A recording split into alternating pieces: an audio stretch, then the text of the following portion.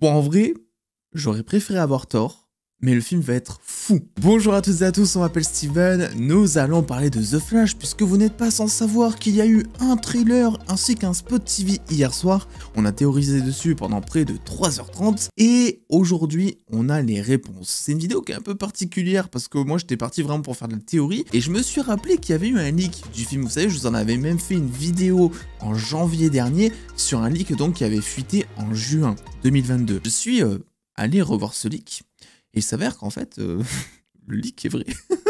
Il s'avère que toutes les images de ce trailer confirment le leak. Donc, je ne peux pas théoriser. Mais ce que je vous propose, alerte spoiler du coup si jamais, c'est tout simplement, eh bien, de vous illustrer ce leak et de vous montrer pourquoi est-ce qu'il est vrai. Ça va permettre de mettre en ordre les images du trailer, on dira, de donner un contexte à certaines choses, on se pose des questions. Donc, si vous ne voulez rien savoir du film, partez de cette vidéo. Je pense juste que la fin va être un peu plus interprétable parce que c'est un leak qui date de juin 2022. Donc James Gunn n'était pas arrivé, il n'y avait pas son nouvel univers qui était encore prévu, etc. Donc, je pense que c'est sur cette partie où on peut théoriser. Par contre, pour les 3/4 du film, en fait, on sait plus ou moins, en tout cas dans les grandes lignes, ce qui va s'y passer, quoi. Donc installez-vous confortablement, mesdames et messieurs les dos, le pouce bleu, l'abonnement avec la cloche, ça fait toujours plaisir, c'est très important. Et puis c'est parti.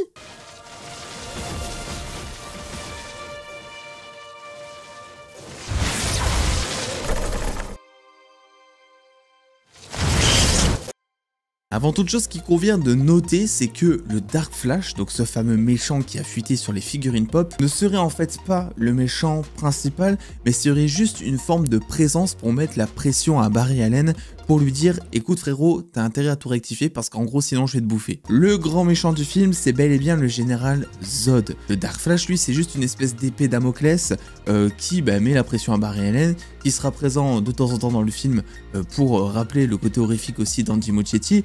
Mais sinon, mis à part ça, d'après le leak, le grand méchant, c'est absolument pas Dark Flash. Donc si vous vous posez la question par rapport aussi au caméo, sachez qu'il y aurait, normalement si ça n'a pas été retiré, un caméo de Wonder Woman de quelques minutes en début de film, puisque le leak nous parle donc d'une attaque terroriste où des criminels se réfugient dans un hôpital. Tout comme cette image du trailer, où on voit un hôpital du nom de Martha Wayne s'effondrer totalement. On voit que Batman est là pour l'aider, et dans ce leak, Wonder Woman apparaît également pour aider tout le monde. Le leak précise que Bruce Wayne et Barry Allen se sont rapprochés, et que justement, il va lui offrir un conseil très précieux, celui de ne pas voyager dans le temps, parce que cela pourrait avoir des répercussions énormes. Tiens, est-ce qu'on n'a pas eu ça quelque part dans le trailer? Je pourrais tout arranger.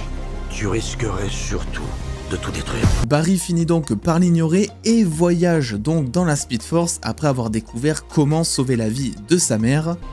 Parce que dans cet univers, ma mère est vivante. Il rentre donc dans un espèce de cadre de Colisée, d'après le leak, donc c'est-à-dire un espèce de cadran où plusieurs portails vont s'ouvrir, chose qu'on a eu là aussi dans le trailer. Et c'est là où on voit pour la première fois le Dark Flash, c'est-à-dire en début de film, on voit le Dark Flash, on voit une créature monstrueuse, celui donc qui est censé corriger la timeline, un petit peu l'équivalence on dira du TVA si on peut dire, mais version Flash en gros. Mais Barry pense lui avoir échappé puisqu'il atterrit du coup en 2013. En 2013, c'est là où Barry va tomber sur son jeune lui qui est actuellement sans pouvoir. Et il s'agit également d'une réalité où la mère de Barry Allen est toujours en vie. Le souci c'est qu'entre temps notre Barry principal se rend compte que pour protéger la Speed Force, il a besoin que l'autre Flash obtienne ses pouvoirs, pour pouvoir tout remettre en place et garder la timeline et les événements tels qu'ils sont prévus. Comme on le voit là aussi dans le trailer, il va convaincre donc l'autre Flash de se transformer, on dira, d'avoir en tout cas cette force véloce, parce que comme par hasard, le jour où ils se rencontrent, ça tombe le jour où Barry Allen obtient ses pouvoirs via un accident. Si je peux pas rentrer,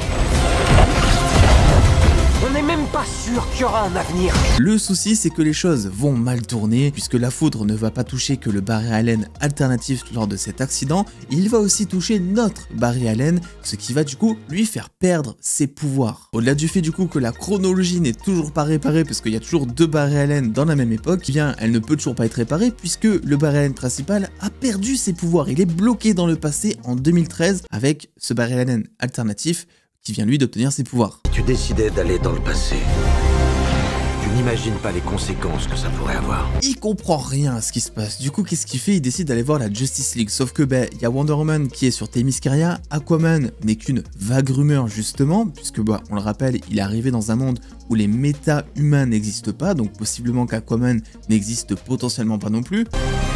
J'ai créé un monde sans méta-humain. Il est dit que Superman, tel qu'on l'entend, a des problèmes avec le gouvernement. Et ça, je vous dirai ensuite ce qu'il en est. Il ne reste donc plus que Batman, et les deux Barry Allen vont décider de se rendre au manoir Wayne. Va pas tellement tomber sur son Batfleck, en fait, mais sur Michael Keaton, qui est un espèce de vieux Batman déchu, qui a laissé la combinaison depuis un petit moment au placard, et qui a un petit peu perdu goût à la vie, etc. Les deux Barry expliquent alors le souci donc au Chevalier Noir de Gotham, en disant que, il y a un problème avec la timeline, et qu'il faut absolument réparer tout ça, sous peine qu'il y ait un désastre qui se passe par la suite. Sauf qu'entre temps, un autre problème arrive. Ce problème, il s'appelle Zod, parce que oui, comme par hasard, le jour où Barry Allen donc obtient ses pouvoirs, c'est aussi le jour où le général Zod se dit tiens, est-ce qu'on n'envahirait pas la Terre un petit peu?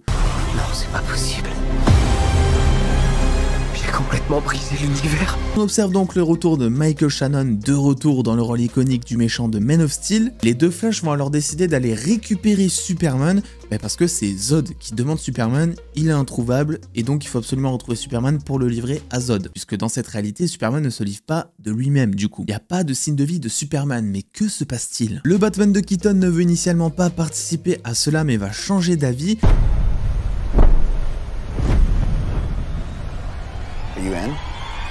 La Batcave est donc montrée et il y a un tas de Batsuits alternatifs exposés dans sa Batcave, donc un plan totalement exact à ce qu'on a eu là aussi dans le trailer. Et donc au fur et à mesure, il découvre où est-ce que Superman est détenu, puisque rappelez-vous, il a apparemment des problèmes avec le gouvernement américain. Il se trouve que dans cette réalité, Superman donc est détenu dans un établissement, on va dire une base militaire, et au lieu de trouver Superman, il trouve Supergirl, d'où l'interrogation donc de Flash dans le trailer où il pensait tomber sur Clark Kent, mais il tombe sur Kara Zor-El. C'est pas Clark. Je m'appelle Kara. Moi, c'est Barry. Découvrant alors que Superman, son cousin Kal-El, est en fait mort en voyageant de Krypton jusqu'à la Terre. La mission des deux Barry ne change pas, il faut absolument ramener la Kryptonienne, la Supergirl, au Général Zod directement, afin qu'il puisse être content et qu'il s'en aille tranquillement de notre petite planète bleue. Zod. Nous attendions ta venue. Mais le souci, c'est qu'il manque de puissance, il manque de membres. On n'oublie pas que le Flash principal n'a toujours pas ses pouvoirs. Et donc, c'est directement Batman de Keaton qui va avoir une petite idée en tête pour lui remettre ses pouvoirs en place. Il va effectivement se servir de l'orage, tout comme dans Flashpoint d'ailleurs, va attacher le Barry Allen principal sur une chaise électrique au sommet du manoir Wayne et va tenter d'électrocuter Flash pour recréer les conditions de l'accident. Le souci, c'est que Flash, il est totalement abattu, ça ne fonctionne absolument pas. Alors que l'espoir semble totalement perdu, Supergirl arrive et le fait voler dans le ciel afin de prendre directement la foudre, chose que là aussi on voit dans le trailer. Le souci, c'est qu'en fait ça semble le tuer jusqu'à ce que donc le Barry Allen alternatif, donc qui a lui obtenu des pouvoirs depuis, le touche, ce qui va créer une certaine tension et faire rebattre son cœur. Oh là là, comme c'est beau.